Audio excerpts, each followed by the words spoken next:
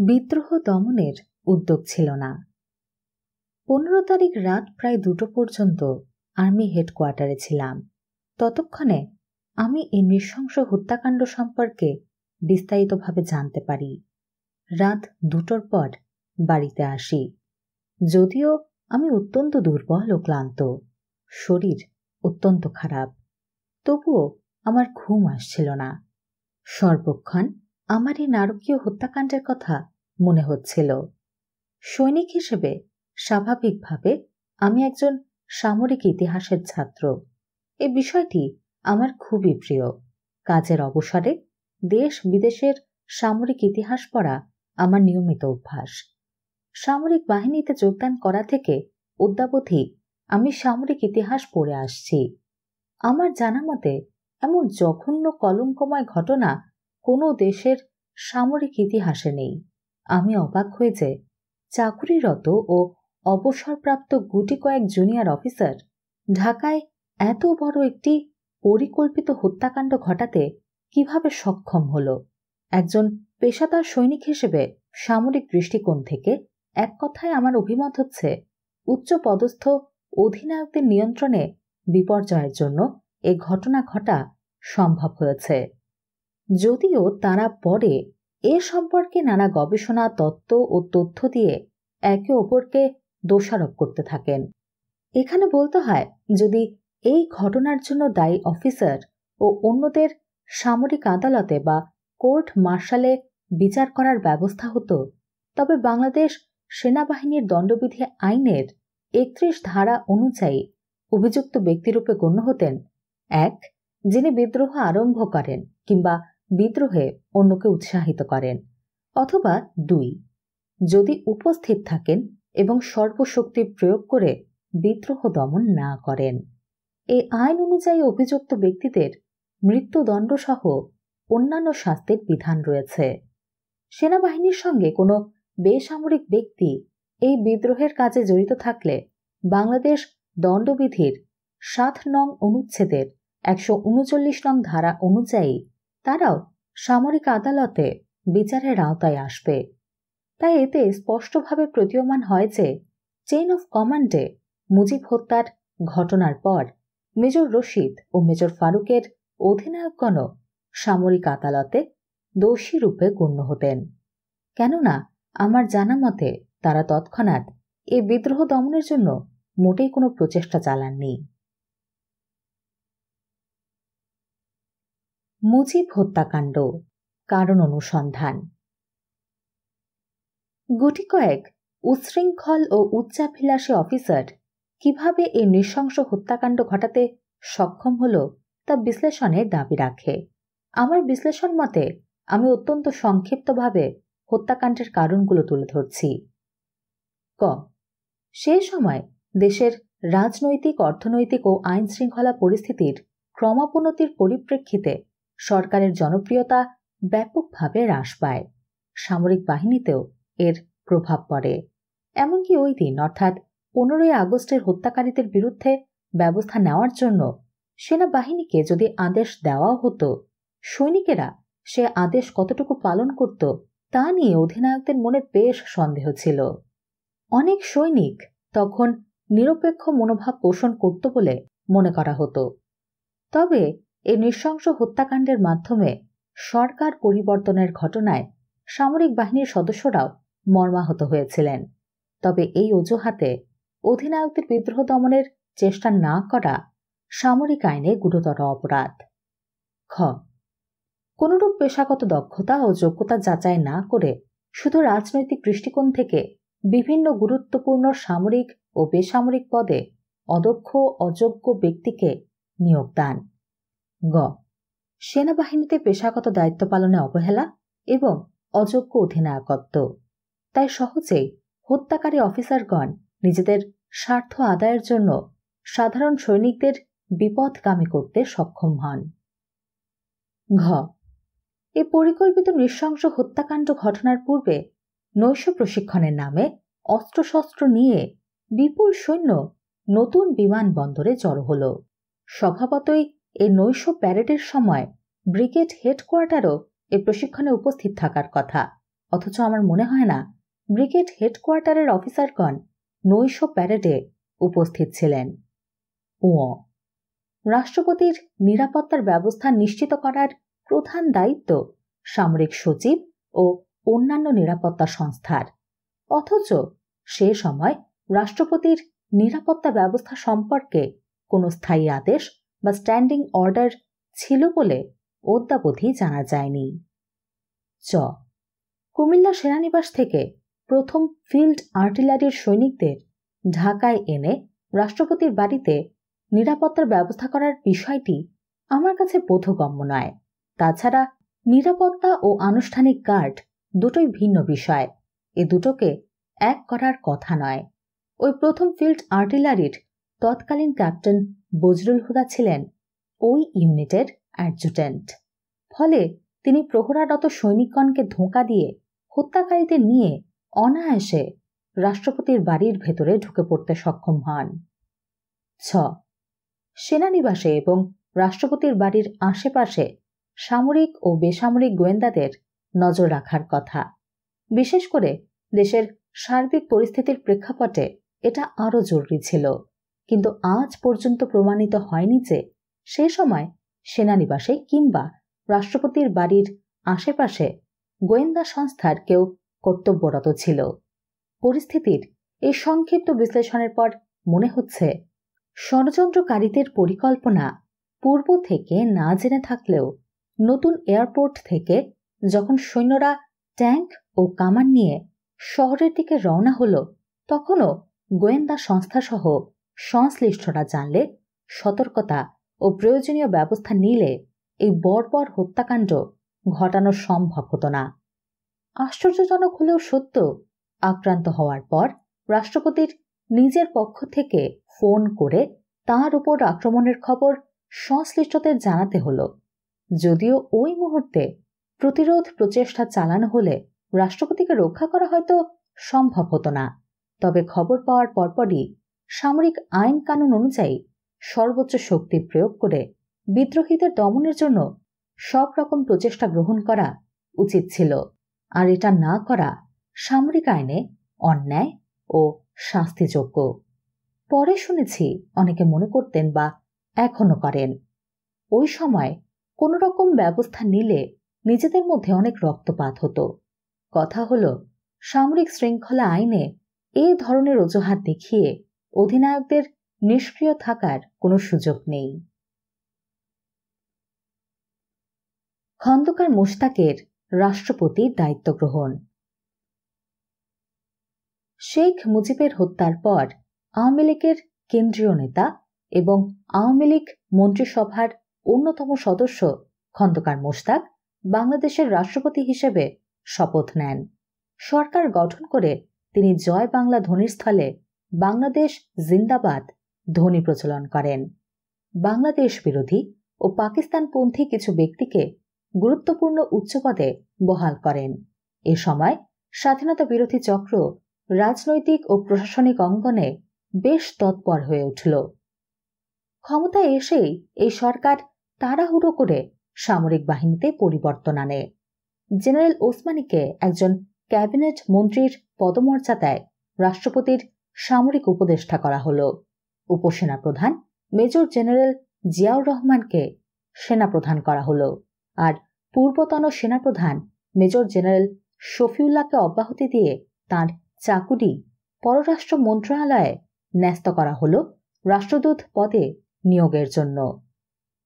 তৎকালীন brigadier HM এরশাদকে major general পদে পদোন্নতি দিয়ে উপসেনাপ্রধান হিসেবে নিয়োগ করা হল। এই নিয়ে ভারতে প্রশিক্ষণে থাকাকালে মাত্র কয়েক মাসের মধ্যে তিনি কর্নেল থেকে 2টি পদোন্নতি পেয়ে মেজর জেনারেল হন, যা সেনাবাহিনীর ইতিহাসে বিরল ঘটনা। বিমান বাহিনীর গ্রুপ ক্যাপ্টেন তোয়াব স্বাধীনতা যুদ্ধের পুরো সময় জার্মানিতে ছিলেন এবং মুক্তিযুদ্ধে অংশ নিতে অনীহা প্রকাশ করেন। তাকে সেখান থেকে নিয়ে এসে বিমান বাহিনীর প্রধান করা হল। বিমান বাহিনীর তৎকালীন প্রধান এয়ার ভাইস মার্শাল AK খন্দকারের চাকুরি রাষ্ট্রদূত পদে নিয়োগের জন্য পররাষ্ট্র মন্ত্রণালয়ে ন্যস্ত করা হল। বিটিআরের প্রধান মেজর জেনারেল খলিলুর রহমানকে চিফ অব ডিফেন্স স্টাফ পদে নিযুক্ত করে প্রতিরক্ষা মন্ত্রণালয়ে বহাল করা হলো। সামরিক বাহিনীর এসব পরিবর্তনে জেনারেল ওসমানী ও শেখ মুজিব হত্যাকারী major Rashid, major Faruk, major Shariful Haq Dalim এবং তাদের সহযোগীরা সক্রিয়ভাবে জড়িত ছিল, কারণ তখন এই অফিসারগণ বঙ্গভবনের রাষ্ট্রপতি খন্দকার মোশতাকের আশেপাশে থাকতেন। মেজর রশিদ, মেজর ফারুক এবং তাদেরই সহযোগীদের হাবভাব ও চালচলন দেখে মনে হতো দেশ এবং সেনাবাহিনী তাদের পূর্ণ নিয়ন্ত্রণে। মেজর ফারুক বঙ্গভবনের একটি কালো মার্সিডিজ গাড়িতে চড়ে ঘুরে বেড়াত। তাদের বিরুদ্ধে বিভিন্ন লোকজনের কাছ থেকে জোরপূর্বক অর্থ আদায় এবং অন্যান্য অনিয়মের অভিযোগ ছিল। খন্দকার মোশতাক এদেরকে তার নিজের নিরাপত্তার জন্য বঙ্গভবনেই থাকতে উৎসাহিত করতেন। এর মধ্যে তিনি সেনাবাহিনীর কোনো সুপারিশ ছাড়াই মেজর ফারুক ও মেজর রশিদকে লেফটেন্যান্ট কর্নেল পদে পদোন্নতি দেন। ডালিমকেও সেনাবাহিনীতে ফিরিয়ে এনে লেফটেন্যান্ট কর্নেল করা হয়। সেপ্টেম্বর মাসে মোশতাক এক অধ্যাদেশ বলে 15ই আগস্টের হত্যাকাণ্ডের ঘটনায় জড়িত ব্যক্তিদের কোনরূপ বিচার বা শাস্তি দেয়া যাবে না এই মর্মে ইনডেমনিটি অধ্যাদেশ জারি করেন। সেনাপ্রধান পদে মেজর জেনারেল জিয়া। নতুন সেনাপ্রধান মেজর জেনারেল জিয়াউর রহমান আমাকে স্থায়ীভাবে অ্যাডজুটেন্ট জেনারেল পদে কাজ করতে আদেশ দেন এবং রক্ষী বাহিনীকে সেনাবাহিনীতে সত্ত্বর আত্মীকরণের কাজ শুরু করার জন্য বলেন। অবশ্য এ কাজটি অ্যাডজুটেন্ট জেনারেলেরই কাজ। এ কাজ নিয়ে আমাকে অত্যন্ত ব্যস্ত সময় কাটাতে হয়। রক্ষী বাহিনীকে পুনর্গঠন করে সেনাবাহিনীতে ধাপে ধাপে আত্মীকরণের প্রক্রিয়া আরম্ভ করি। রক্ষী বাহিনীর অফিসারদের সেনাবাহিনীতে স্বল্পমেয়াদী কমিশনে আত্মীকরণ করা হয়। অন্যান্যদের মধ্যে এ কাজে আমাকে সহায়তা করতেন আমার ব্রাঞ্চের অধীনে পরিচালক লেফটেন্যান্ট কর্নেল ওয়াজিউল্লাহ। শেখ মুজিবের হত্যাকাণ্ডের সময়ে রক্ষী বাহিনীর প্রধান ব্রিগেডিয়ার নুরুজ্জামান দেশের বাইরে ছিলেন এবং ফিরে এসে তিনিও আমাকে এদের আত্মীকরণের কাজে সহায়তা করেন। এই আত্মীকরণ প্রক্রিয়া মোটামুটি সুষ্ঠুভাবেই সম্পন্ন হয়। শেখ মুজিবের হত্যার পর বাংলাদেশ সেনাবাহিনীর সাধারণ অবস্থা ছিল বিভ্রান্তিমূলক। এ পরিস্থিতি নিয়ে আমি নিজেও বেশ অস্বস্তিকর অবস্থায় ছিলাম। এর মধ্যে একদিন মিলিটারি পুলিশ, যা অ্যাডজুটেন্ট জেনারেলের অধীনে, তাদের কয়েকজনকে আমার অজান্তে বঙ্গভবনে নিয়োগ করা হয়। পরে জানতে পারি মেজর রশিদ ও মেজর ফারুকের আদেশে এই মিলিটারি পুলিশদের বঙ্গভবনে নিয়ে যাওয়া হয়। আমি রশিদের সঙ্গে এ ব্যাপারে আলাপ করি এবং তাদের সেনানিবাসে ফেরত পাঠানোর নির্দেশ দিই। তাকে বলি যে আমার অনুমতি ছাড়া মিলিটারি পুলিশকে কোথাও নিয়োগের প্রশ্নই ওঠে না এবং তৎক্ষণাৎ মিলিটারি পুলিশকে সেনানিবাসে ফেরত আনি। নিরাপত্তাহীনতায় খালেদ মোশাররফ।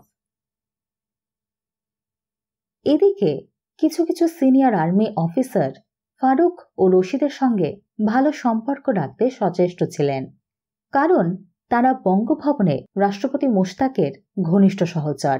অন্যদিকে সেনাপ্রধান মেজর জেনারেল জিয়া মুজিব হত্যায় জড়িত অফিসার ও অন্যান্যকে আয়ত্তে আনার জন্য কোনরূপ সুদৃঢ় পদক্ষেপ নিতে অপারগ ছিলেন।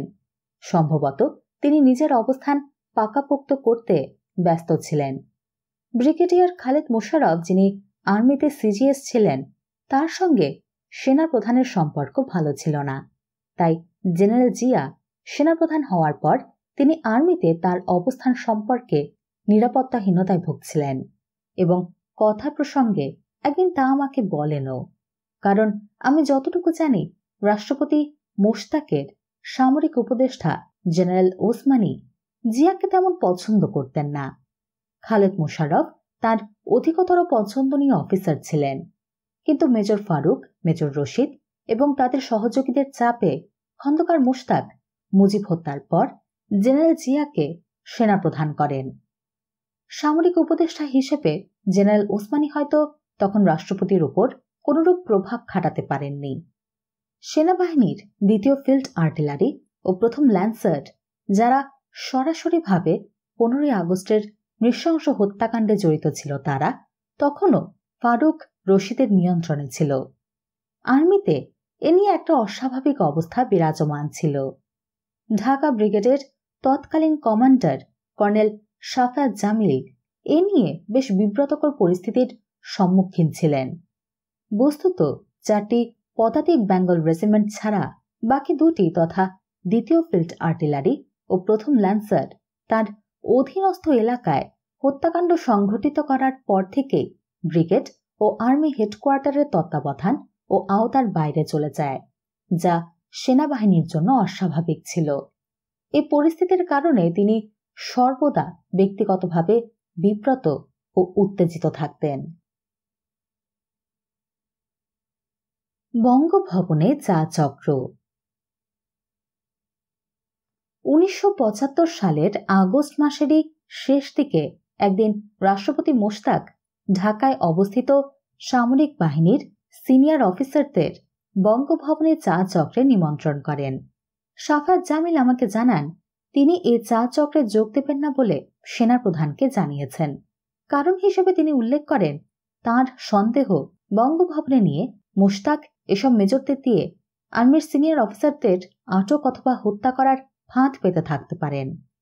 তাছাড়া ওই চা চক্রে ফারুক, রশিদ ইত্যাদি জুনিয়র অফিসারগণ থাকবেন। ফলে ওই চা চক্র সিনিয়র অফিসারদের অসম্মানিত করারই সামিল হবে। এরপর আমি বিষয়টি সেনাপ্রধান জিয়াকে জানাই এবং বলি যে মেজর ফারুক, মেজর রশিদ এবং অন্যরা যারা বঙ্গভবনে আস্তানা পেতেছে, তারা এ চা চক্রে আমন্ত্রিত হলে আমাদের যাওয়া সমীচীন হবে না। তিনি আমাকে এ সম্পর্কে জেনারেল ওসমানীর সঙ্গে বঙ্গভবনে কথা বলতে বলেন। আমি জেনারেল ওসমানীর সঙ্গে বিষয়টি নিয়ে বিস্তারিত আলাপ করি এবং জানাই, যদি ফারুক, রশিদ ও তার সহযোগীরা এ চা চক্রে উপস্থিত থাকেন, তাহলে আর্মির সিনিয়র অফিসাররা এতে অংশ নেবেন না। ওসমানী রাষ্ট্রপতির সঙ্গে এ নিয়ে কথা বলবেন বলে আমাকে জানান। পরে ওসমানী ফোনে আমাকে জানান, আমার প্রস্তাবে রাষ্ট্রপতি সায় দিয়েছেন এবং মেজর ফারুক, মেজর রশিদ ও তার সহযোগীরা এ চা চক্রে থাকবে না।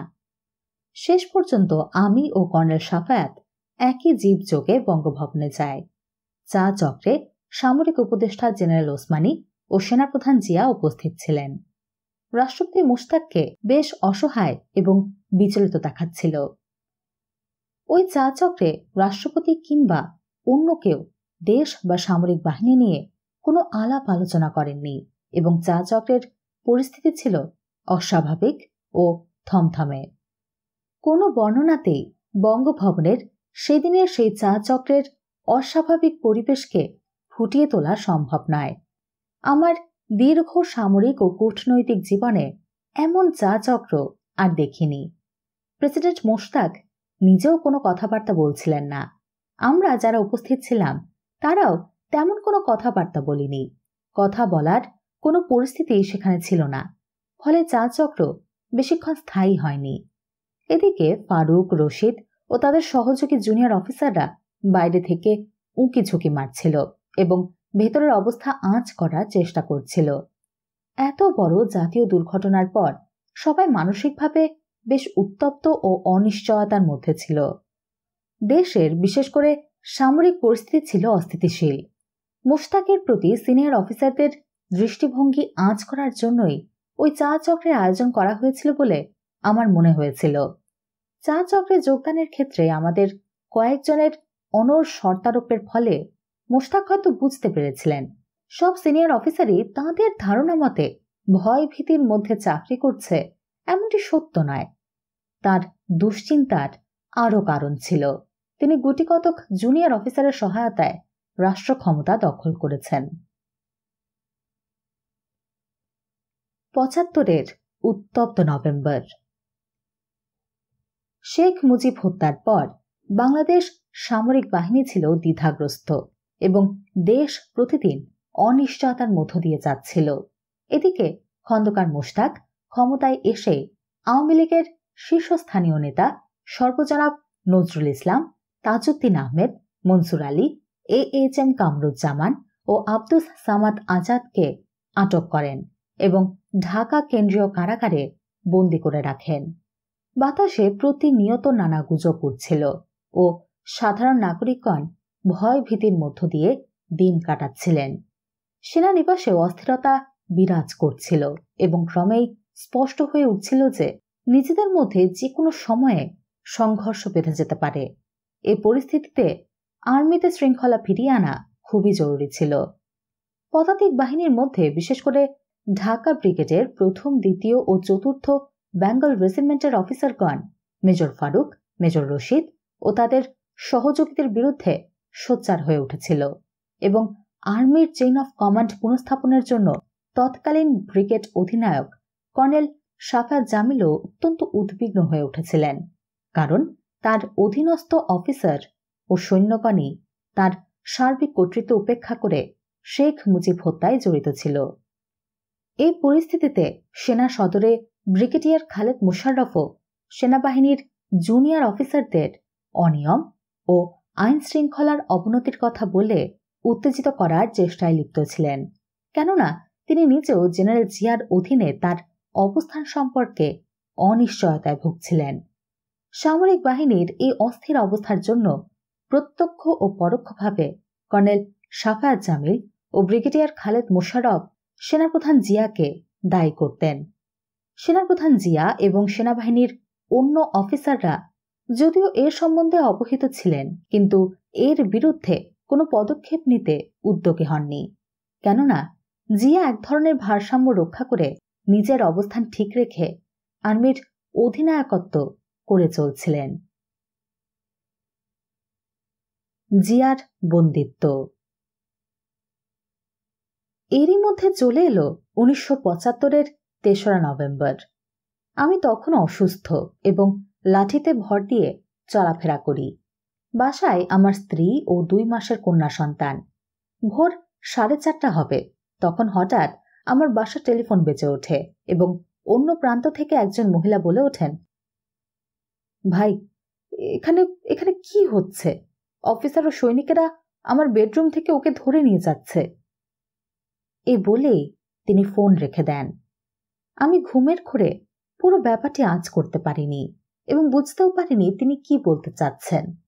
এক পর্যায়ে ভাবলাম হয়তো বেগম রওশন এরশাদ, যিনি একাকী আর্মি হেডকোয়ার্টারের অফিসার মেসের পাশে থাকতেন, তিনি হয়তো টেলিফোন করে থাকবেন কোনো ভীতির কারণে, কেননা তখন পর্যন্ত মেজর জেনারেল এরশাদ সামরিক প্রশিক্ষণের জন্য ভারতে ছিলেন। ঠিক ওই মুহূর্তে আবার টেলিফোন বেজে ওঠে। অপর প্রান্ত থেকে বলা হলো, ভাই, জিয়াকে বেডরুম থেকে ধরে নিয়ে ড্রয়িং রুমে আবদ্ধ করে রাখা হয়েছে। আমি তৎক্ষণাৎ সম্বিত ফিরে পাই এবং অপর প্রান্তে বেগম খালেদা জিয়াকে বলি যে আমি আপনার বাড়িতে আসতে চেষ্টা করব। এ বলেই আমি ফোন রেখে দিলাম। আমি তাড়াতাড়ি বিছানা ছেড়ে সামরিক পোশাক পরে বাইরে আসি। 15 আগস্টের ঘটনার পর থেকে আমি দ্বিতীয় ইস্ট বেঙ্গলের 15 জন বিশ্বস্ত নন কমিশনড অফিসার ও সৈনিককে আমার বাড়ির পাহারায় নিয়োজিত করি। 1964 সালে এই দ্বিতীয় ইস্ট বেঙ্গলে আমার সামরিক জীবনের শুরু। তারপর স্বাধীনতা যুদ্ধে এবং পরেও আমি এই দ্বিতীয় বেঙ্গলেরই অধিনায়ক ছিলাম। বাইরে এসে আমার গার্ড কমান্ডার হাবিলদার জাকিরকে কি হয়েছে জিজ্ঞাসা করলে সে আমাকে বিস্তারিত জানায়। হাবিলদার জাকির পুরো ঘটনাটি প্রত্যক্ষ করেছে। সেনাপ্রধানের বাড়ি পাহারায় নিযুক্ত ছিল প্রথম বেঙ্গলের সৈনিকেরা, আর ওই ইউনিটেরই অফিসাররা তার বাড়িতে প্রবেশ করেছে। সেনাপ্রধান জিয়াকে বাড়ির ভিতরে বন্দী করে রাখা হয়েছে বলে জাকিরকে তার নিরাপত্তায় নিয়োজিত লোকজন জানিয়েছে। সে আমাকে সেনাপ্রধানের বাড়িতে একাকী প্রবেশ করতে নিষেধ করে এবং প্রয়োজনে যেন তাদের নিয়ে প্রবেশ করি এমন অনুরোধ করে। আমি তাকে বলি আমি একাই যাব এবং তারা যেন আমার বাড়ির ছাদ ও অন্যান্য স্থান থেকে পর্যবেক্ষণ করে। ভোরের আলো তখন ফুটছিল। আমি লাঠিতে ভর করে সেনাপ্রধানের বাড়িতে প্রবেশ করি। হাবিলদার জাকির আমার সঙ্গে গেট পর্যন্ত এসে আমার বাড়িতে ফেরত যায়। আমি সেনাপ্রধানের বাড়ির সামনে গিয়ে দেখি ক্যাপ্টেন তাজ স্টেনগান হাতে পায়চারি করছে। আমাকে দেখে সে সেখান থেকে সরে যায়। বাড়ির গেটে তালা ঝুলানো ছিল এবং প্রথম ইস্ট বেঙ্গলের একজন জেসিও দাঁড়িয়েছিল। এছাড়া সেনাপ্রধানের এডিসি ক্যাপ্টেন জিল্লুর বেসামরিক পোশাক পরে বাইরের গার্ড রুমে বসে আছে। উল্লেখ্য, ক্যাপ্টেন তাজ, উক্ত জেসিও এবং ক্যাপ্টেন জিল্লুর এরা সবাই আমার অধীনে ছিল। এছাড়া স্বাধীনতা যুদ্ধের পরে আমি এদের ব্রিগেড অধিনায়ক ছিলাম। ব্যক্তিগতভাবে তারা সবাই আমাকে চেনে। আমি অত্যন্ত রাগান্বিত হয়ে জেসিওকে গেট খুলতে আদেশ করি। সঙ্গে সঙ্গে সে গার্ড রুম থেকে চাবি এনে গেট খুলে দেয়। আমি বাড়িতে প্রবেশ করি এবং ঘরে ঢুকেই দেখি বাম দিকে সেনা প্রধানের বসার ঘরে ক্যাপ্টেন হাফিজুল্লাহ খুব সতর্কভাবে স্টেন গান হাতে দাঁড়িয়ে আছে। ভেতরে জেনারেল জিয়া ইউনিফর্ম পরে স্থির হয়ে সোফায় বসা। আমাকে বাসার ভেতরে দেখে হাফিজুল্লাহ আঁতকে ওঠে এবং জেনারেল জিয়াও হতভম্ব হয়ে যান। আমি কিছু না বলে পাশ কাটিয়ে জিয়ার শোবার ঘরে যাই। সেখানে গিয়ে দেখি খালেদা জিয়া তার দুই ছেলে পিনো ও কোকোকে নিয়ে বিমর্ষ হয়ে বসে আছেন। আমাকে দেখে তিনি অবাক হন। ফোন করলেও তিনি হয়তো ভেবেছিলেন এরকম পরিস্থিতিতে জীবনের ঝুঁকি নিয়ে আমি হয়তো তার বাড়িতে যাব না। যা হোক, আমি তাকে বাচ্চাদের স্কুলে পাঠানোর জন্য রেডি করতে অনুরোধ করি এবং বেডরুম থেকে চলে আসি। আমার উদ্দেশ্য ছিল প্রথমেই জিয়ার দুই ছেলেকে বাড়ি থেকে নিরাপদ স্থানে সরিয়ে দেওয়া।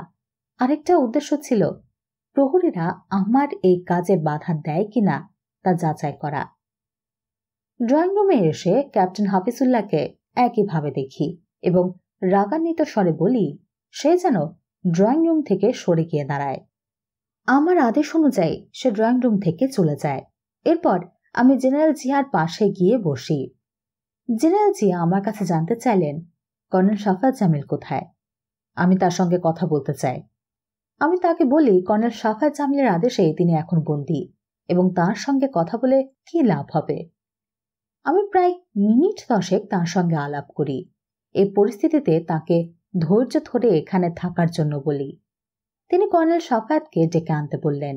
আমি তাকে বললাম, আমি তো পুরো পরিস্থিতি সম্পর্কে জানি না। আপনার স্ত্রীর ফোন পেয়ে আমি সোজা আপনার বাসায় চলে এসেছি। তবে বাসায় ঢোকার সময় যা দেখলাম, কর্নেল শাফাতের ব্রিগেডের অর্থাৎ 46 ব্রিগেডের অফিসার ও সৈন্যরা আপনাকে গৃহবন্দী করেছে। আপনি নিজেও ব্যাপারটা বুঝতে পারছেন। তিনি আমার দিকে বিস্ময় দৃষ্টিতে তাকিয়ে রইলেন, যার অর্থ হলো এই পরিস্থিতিতে আমি কিভাবে তাঁর বাড়িতে ঢুকলাম। আমি তাকে বললাম, আপনার ছেলেদের বাড়ির বাইরে পাঠিয়ে দেওয়ার ব্যবস্থা করছি। তিনি বিস্মিত চোখে আমার দিকে তাকিয়ে রইলেন। এ সময় খালেদা জিয়া তার ছেলেদের নিয়ে ডাইনিং রুমে আসেন। আমি তাদের নাস্তা করতে বললাম এবং নাস্তা শেষ হলে ড্রাইভারকে ডেকে তাদের স্কুলে নিয়ে যেতে বললাম। এ সময় আমাকে কেউ কোনো বাধা দেয়নি। জিয়া আমাকে বললেন, তুমি কি একা এসেছ?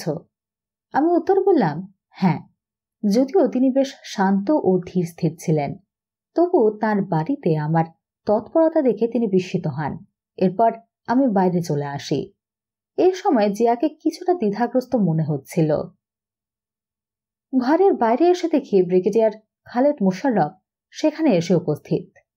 সম্ভবত ক্যাপ্টেন তাজ আমাকে সেনা প্রধানের বাড়িতে অনায়াসে প্রবেশ করতে দেখে ব্রিগেডিয়ার খালেদ মোশাররফকে অবহিত করেন। তিনি প্রথমে আমার পায়ের ক্ষত এবং অসুস্থতার খোঁজ খবর নেন। তারপর বলেন, চেইন অফ কমান্ড ঠিক করার জন্য এই অভ্যুত্থান জরুরি ছিল। আকাশে তখন হেলিকপ্টার উঠছিল এবং সেদিকে তাকিয়ে খালেদ মোশাররফ আমাকে বললেন, চেইন অফ কমান্ড ঠিক না করলে দেশ ও সেনাবাহিনী শেষ হয়ে যাবে, তাই এই ব্যবস্থা নিতে বাধ্য হয়েছি। আমি তখন উল্টো প্রশ্ন করলাম, চেইন অফ কমান্ড ভেঙে সেনাপ্রধানকে বন্দী করে কি চেইন অফ কমান্ড ঠিক করা যায়? তিনি উত্তরে কিছুই বললেন না। আমরা দুজনেই সেনা সদরে পিএসও, তিনি সিজিএস আর আমি এজি। খালেদ মোশাররফ আমার এক র্যাঙ্ক সিনিয়র হলেও অ্যাপয়েন্টমেন্টের দিক থেকে দুজনেই একই পর্যায়ের। জেসিও এবং অন্য সৈনিকগণ সেনাপ্রধান জিয়ার বাড়ির ভেতরে আমার কার্যকলাপে কোনো বাধা না দেওয়ায় তিনি চিন্তিত ছিলেন। যদিও তাদের উপর নির্দেশ ছিল কাউকে ভেতরে প্রবেশ করতে অথবা বাড়ি থেকে বাইরে যেতে না দেবার, কিন্তু তারা নির্বিবাদে আমার আদেশ পালন করেছে। এতে একটি বিষয় আমার কাছে স্পষ্টভাবে প্রতীয়মান হয় যে সেনাপ্রধানের বাড়িতে নিয়োজিত এসব সৈনিক মনে প্রাণে সেনাপ্রধানকে বন্দী করার পক্ষে ছিল না।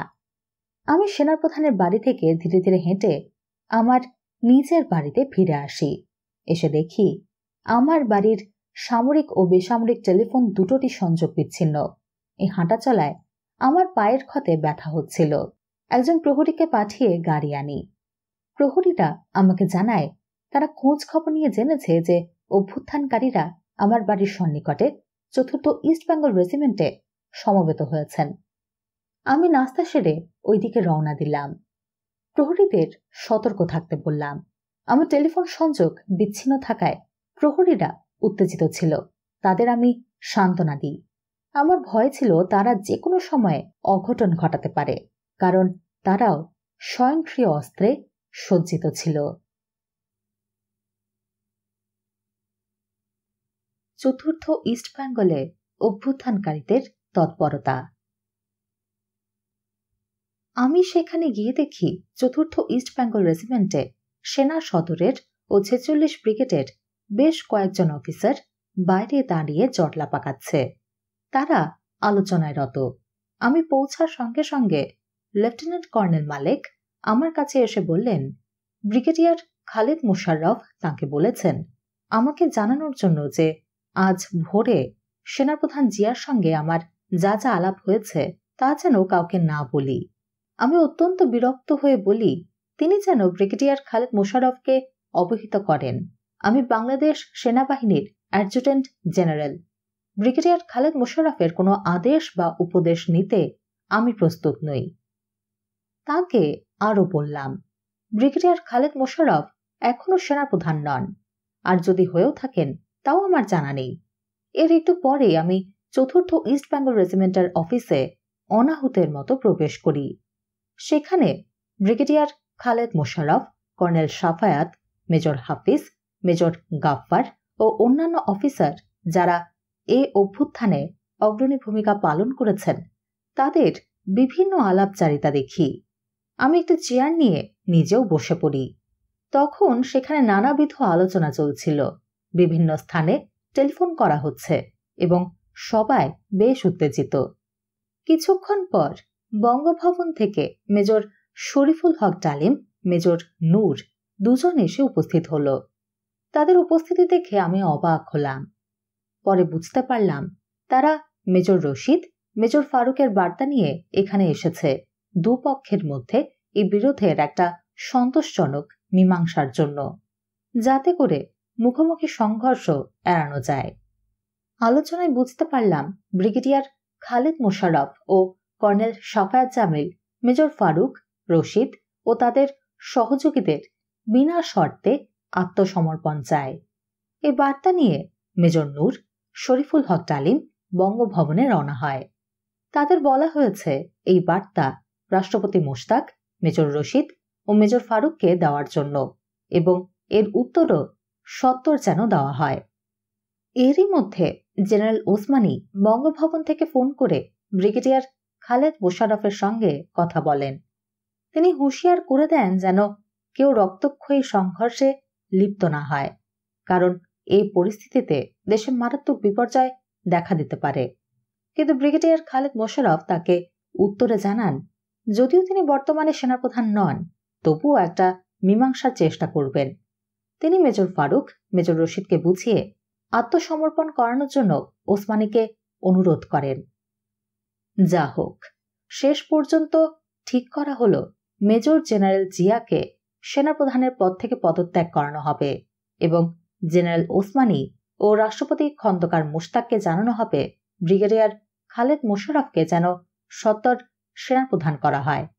কিন্তু সেনাপ্রধান জিয়ার কাছ থেকে ইস্তফাপত্র নেওয়ার জন্য কে সেখানে যাবেন তা নিয়ে বেশ আলোচনা হচ্ছিল এবং সিদ্ধান্তে উপনীত হতে পারছিলেন না।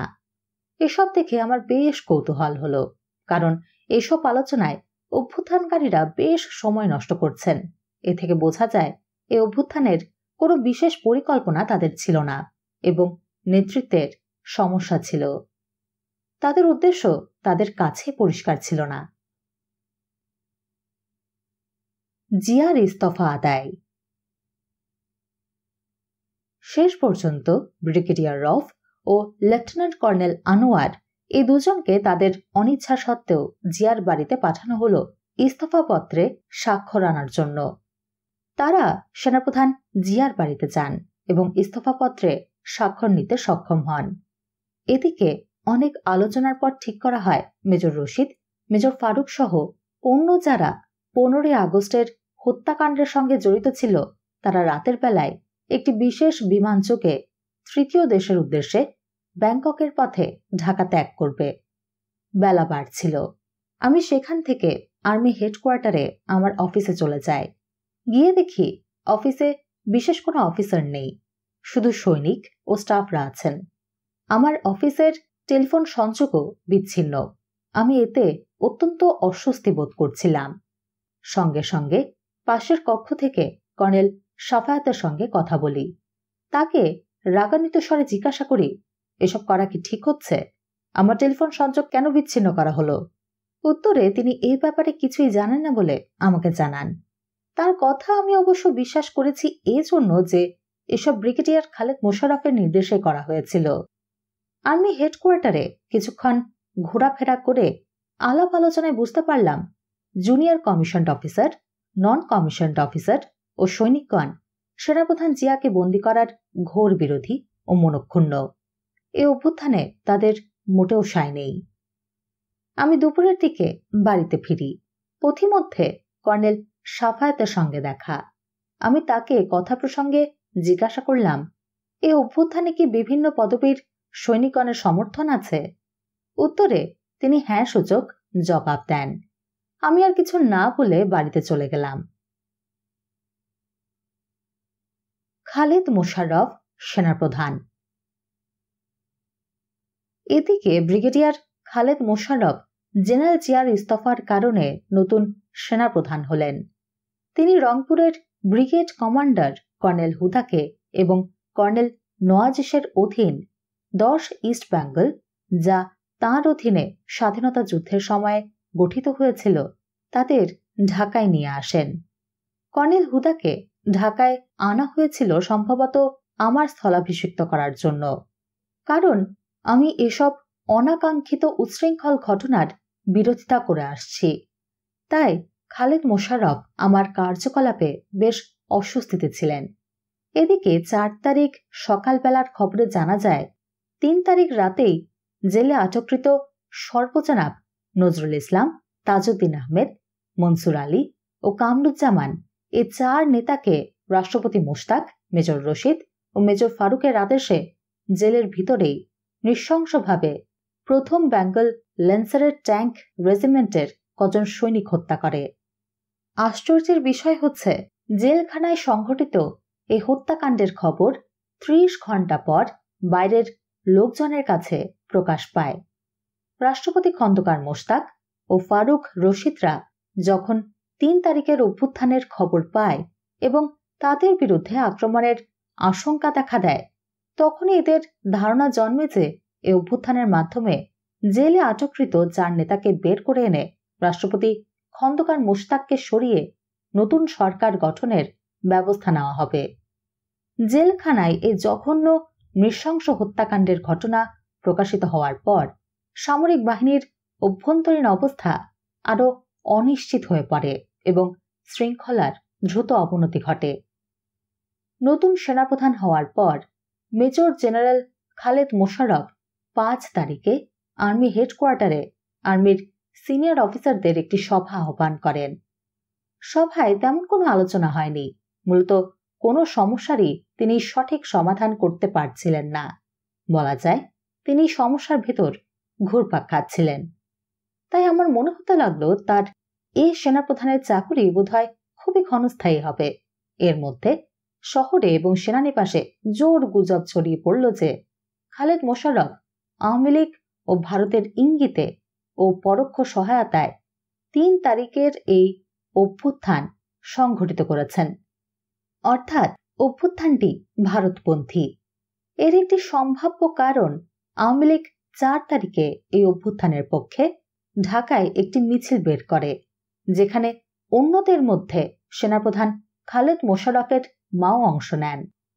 এছাড়া মেজর জেনারেল খালেদ মোশাররফ সম্পর্কে সেনানিবাসে রটনা ছিল যে তিনি ভারত ঘেঁষা। এটা উল্লেখ করতে হয় যে আমার জানা মতে এই অভ্যুত্থানে ভারতের কোনো ভূমিকা ছিল না। অভ্যুত্থানকারী অফিসারগণ মোটেই ভারতপন্থী ছিলেন না এবং এই অভ্যুত্থান নিয়ে আওয়ামী লীগের সঙ্গেও তাঁদের কোনো বিশেষ যোগাযোগ ছিল না। আমি ব্যক্তিগতভাবে অভ্যুত্থানকারী সিনিয়র অফিসারদের চিন্তাধারা সম্পর্কে সম্যক অবগত ছিলাম। এটা নিছক কাকতালীয় এবং সম্পূর্ণভাবে আর্মির অভ্যন্তরীণ বিশৃঙ্খলার ব্যাপার ছিল।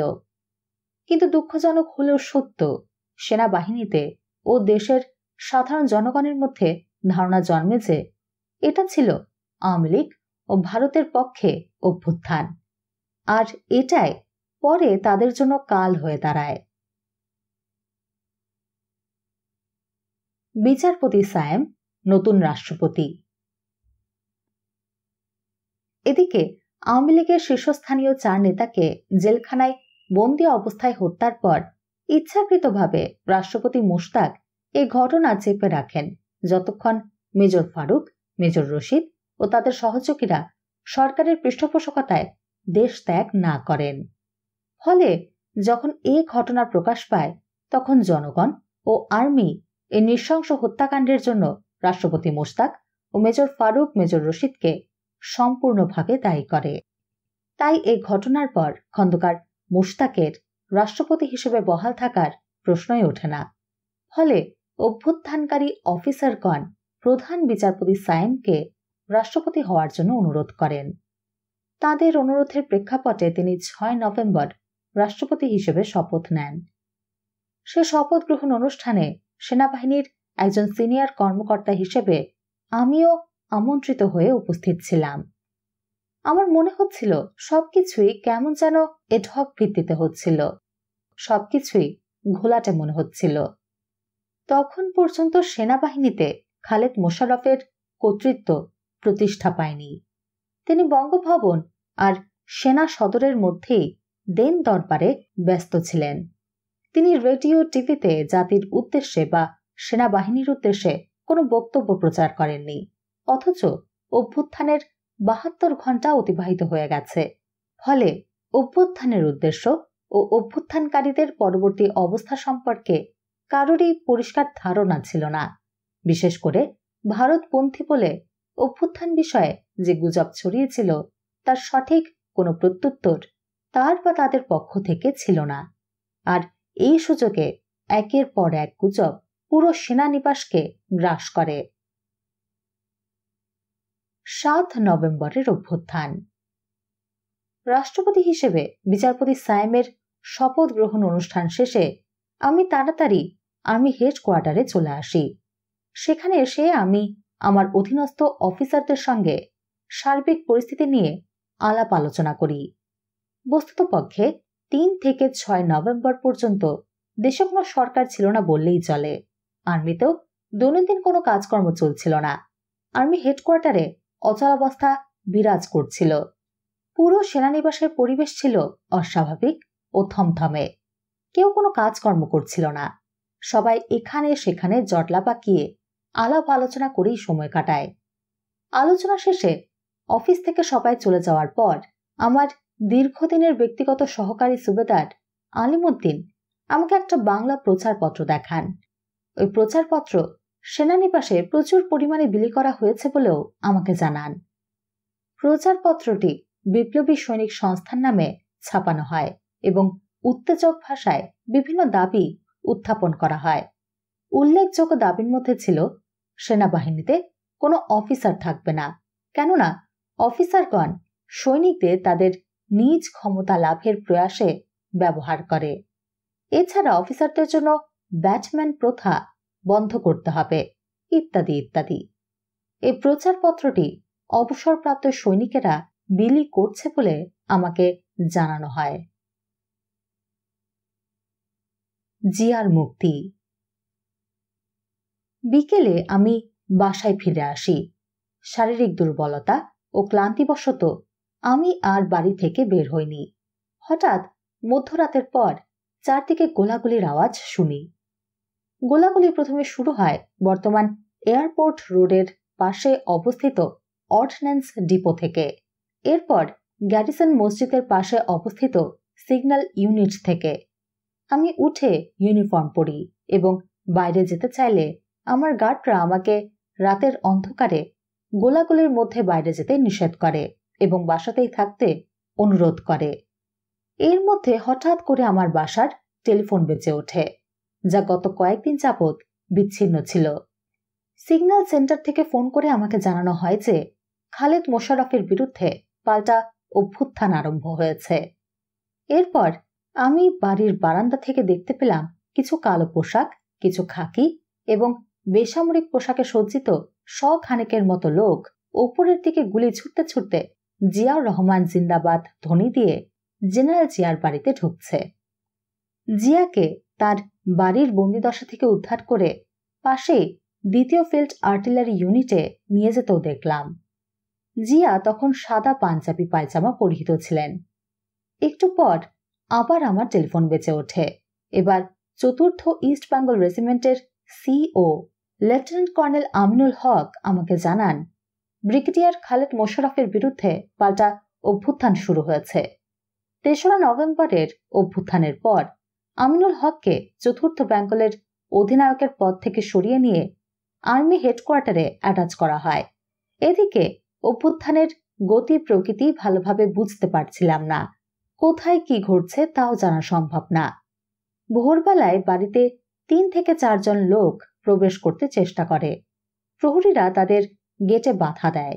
তারা বলেন জিয়ার বাড়ি সংলগ্ন 2য় ফিল্ড আর্টিলারি ইউনিটে আমাকে যাওয়ার জন্য জেনারেল জিয়া খবর পাঠিয়েছেন। এরপর বেসামরিক পোশাকে 4th ইস্ট বেঙ্গল রেজিমেন্টের লেফটেন্যান্ট মনির, যিনি মরহুম প্রধানমন্ত্রী তাজউদ্দিন আহমেদের জামাতা, তিনি আমার বাসায় আসেন। তিনি আমাকে বিস্তারিতভাবে তথ্য জানান এবং আমাকে বলেন জিয়া সত্তর 2য় ফিল্ড আর্টিলারি ইউনিটে যাওয়ার জন্য বলেছেন। তিনি আরও জানান ব্রিগেডিয়ার মীর শওকত আলীকে নিয়ে আসার জন্য আর্মি ভিআইপি রুমেও লোক পাঠানো হয়েছে।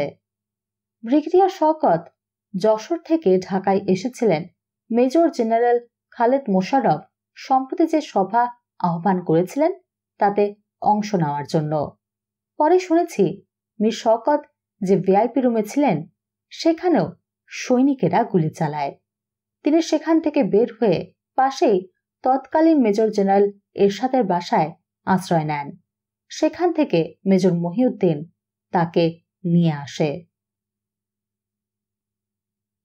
রেডিও স্টেশনে যাওয়ার জন্য তাহেরের অনুরোধ। আর্মি ইউনিফর্ম পরে লাঠিতে ভর দিয়ে হেঁটে হেঁটে 2য় ফিল্ড আর্টিলারি ইউনিটে পৌঁছি। 2য় ফিল্ড আর্টিলারি ছিল আমার ও জিয়ার বাসা থেকে 100 গজ দূরে, বর্তমান শহীদ সরণির পাশে। সেখানে গিয়ে দেখি হুলস্থুল অবস্থা। অফিসের ছোট একটি কামরায় জিয়া বসেছিলেন। কর্নেল আমিনুল হক ও 2য় ফিল্ড আর্টিলারি ইউনিটের সুবেদার মেজর আনিস ও কয়েকজন অফিসার সেখানে ছিলেন। একটু পরে একটি বেসামরিক জিপে করে 2 থেকে 3 জন লোকসহ অবসরপ্রাপ্ত লেফটেন্যান্ট কর্নেল তাহের সেখানে এসে উপস্থিত হন। লেফটেন্যান্ট কর্নেল তাহের মঞ্জুর ও জিয়াউদ্দিনের সঙ্গে আগস্ট মাসে পাকিস্তান থেকে পালিয়ে এসে স্বাধীনতা যুদ্ধে জিয়ার অধীনে যোগদান করেন। পরে তিনি সেক্টর কমান্ডার হন এবং এক পর্যায়ে যুদ্ধে আহত হন। দেশ স্বাধীন হওয়ার পর কিছুদিন আর্মিতে ছিলেন এবং অবসর নেওয়ার পর ওই সময় অভ্যন্তরীণ নৌ পরিবহন সংস্থায় চাকরি করতেন। এসে তিনি জিয়াকে রেডিও স্টেশনে যাওয়ার জন্য অনুরোধ করেন। আমরা জিয়াকে রেডিও স্টেশনে যেতে বারণ করি। এ সময় লেফটেন্যান্ট কর্নেল আমিনুল হক ও তাহেরের সঙ্গে ঝগড়া বেঁধে যায়। এক পর্যায়ে আমিনুল হক তাহেরকে বলে বসেন, আপনারা মানে জাসদরা তো ভারতের বি টিম। ফলে তাহের রাগান্বিত হয়ে সেখান থেকে চলে যান। পরে রেডিওতে প্রচারের জন্য জিয়ার ছোট একটা বক্তৃতা টেপ করে পাঠানো হয়। তখনও সেখানে ইউনিফর্ম পরা বেসামরিক পোশাকে কিছু অফিসার উপস্থিত ছিলেন। এদের অনেককেই বিপ্লবী সৈনিক সংস্থার লোকজন বাড়ি থেকে ধরে এখানে নিয়ে আসে। আমি মনে করি এরকম পরিস্থিতিতে আর্মি অফিসারদের ইউনিফর্ম ছাড়া বেসামরিক পোশাকে থাকা ঠিক নয়, কেননা বাস্তবে দেখা গেছে সামরিক অভ্যুত্থান বা বিশৃঙ্খলার সময়ে হতাহত অফিসারদের অধিকাংশই বেসামরিক পোশাক পরিহিত ছিলেন। উদাহরণস্বরূপ বলা যায় 15 আগস্টের নৃশংস হত্যাকাণ্ডের সময় শেখ মুজিবের সামরিক সচিব ড্রেসিং গাউন পরা অবস্থায় নিহত হন। তখন ওই পোশাকেই তিনি গাড়ি চালিয়ে ধানমন্ডির 32 নম্বর বাড়ির দিকে যাচ্ছিলেন। এছাড়া 7 তারিখের সিপাহী অভ্যুত্থানে হতাহত আর্মি অফিসারগণের অধিকাংশই বেসামরিক পোশাকে ছিলেন। সংকটকালীন সময়ে সেনাবাহিনীর অফিসারদের বেসামরিক পোশাকে থাকার প্রবণতা দেখা যেত, যা মোটেই বাঞ্ছনীয় নয়। খালেদ মোশাররফ, হুদা ও হায়দারকে হত্যা। সকালে খবর আসে major general Khaled Mosharraf, colonel Huda এবং লেফটেন্যান্ট কর্নেল হায়দারকে শেরেবাংলা নগরে অবস্থিত 10 বেঙ্গল রেজিমেন্টে হত্যা করা হয়েছে। লেফটেন্যান্ট কর্নেল হায়দার স্বাধীনতা যুদ্ধের সময় খালেদ মোশাররফের অধীনে যুদ্ধ করেন। 3 তারিখের অভ্যুত্থানের পর তিনি চট্টগ্রাম থেকে ঢাকায় চলে আসেন। Major general Khaled Mosharraf, colonel Haider এবং কর্নেল হুদা প্রমুখ 7 নভেম্বর বঙ্গভবনে ছিলেন এবং পাল্টা অভ্যুত্থান শুরু হয়েছে শুনে সেখান থেকে বেরিয়ে যান। পথিমধ্যে তারা কোথাও ইউনিফর্ম বদল করে বেসামরিক পোশাকে শেরেবাংলা নগরে অবস্থিত 10 ইস্ট বেঙ্গল রেজিমেন্টে উপস্থিত হন। এই রেজিমেন্ট কর্নেল হুদার অধীনে রংপুরে ছিল এবং 3রা নভেম্বর অভ্যুত্থানের পরপর খালেদ মোশাররফ এই ইউনিটটিকে ঢাকায় নিয়ে আসেন। তখন পর্যন্ত ঢাকা ব্রিগেডের কমান্ডার কর্নেল সাফায়েত জামিলের খবর পাওয়া যায়নি। পরে অবশ্য খবর আসে কর্নেল জামিল বঙ্গভবনের দেয়াল টপকানোর সময় পায়ে ব্যথা পান এবং আহত অবস্থায় ঢাকার অদূরে আত্মগোপন করে আছেন। এ খবরের পর আমি তার সঠিক অবস্থান নির্ণয় করে নিরাপত্তার ব্যবস্থাটি দিয়ে অ্যাম্বুলেন্সে করে তাকে ঢাকায় এনে সম্মিলিত সামরিক হাসপাতাল বা সিএমএইচে ভর্তির ব্যবস্থা করি।